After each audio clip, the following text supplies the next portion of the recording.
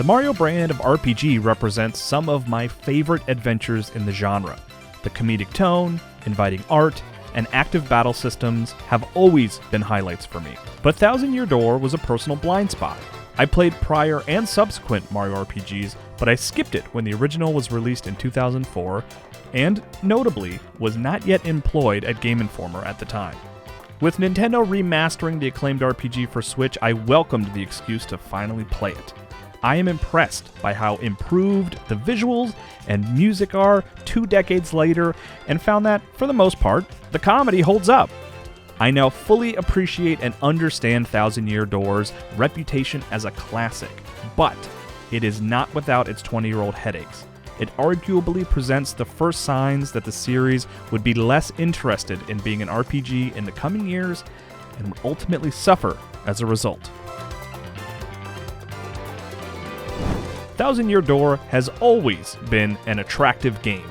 Nintendo is practiced at prioritizing evergreen art styles over fidelity, and Paper Mario is a poster child of that approach. Lighting effects are the primary improvement for the Switch version, and they make a huge difference. The game looks fantastic and modern throughout. Beyond the look of the game, a number of small changes like faster partner switching and shortcut keys help smooth out the experience and just generally remove annoying hurdles. Combat also remains enjoyable without much need for modernization. I am a sucker for timed button pressing in any RPG, and I welcome it here, but I was surprised to see that the execution prompts exist throughout the whole game. I assumed they would disappear after the tutorials, and was annoyed to learn they never leave. And though necessary and tactically useful, the special abilities are time-consuming, and I would dread having to engage them. That feeling extended to the partners as well, and I used the ones whose attacks could be executed the fastest, even if they didn't do the most damage.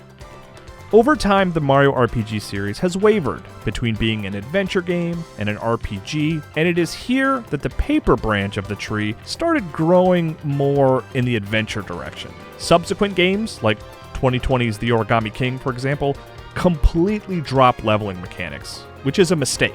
I love having a sense of progression and enjoyed it here, even if I felt like I was going back in time to see its final hurrah in the franchise.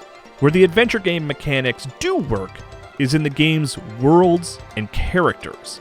It is a breath of fresh air to see wholly new characters in a Mario game, especially on the occasions where they feel out of place with the Mario aesthetic. I looked forward to seeing every new location and weirdo that lived there, and was never disappointed. But further, on that desire to be as much an adventure game as an RPG that Paper Mario has always struggled to reconcile, Thousand Year Door has just too much backtracking. Nearly every location in the game involves going to the end of an area to acquire an item, taking it back to someone at the starting line, and then going back to where you were and redoing every fight on the way.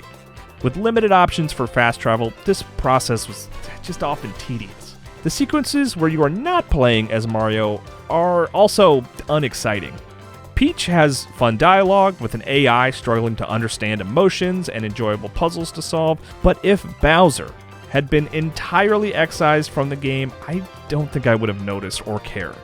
His minor payoff at the end was not worth checking in with him between every chapter leading up to it.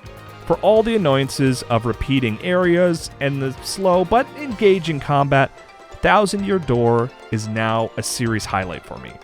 It marks the first instance of where I didn't want a Mario RPG to go. I generally prefer the Mario and Luigi direction. But the constant fourth wall breaking, myriad colorful and unique characters, and the game's willingness to just be weird all led to a joyful journey. I am grateful that this shined up version of the GameCube classic that I missed is finally available on a contemporary platform.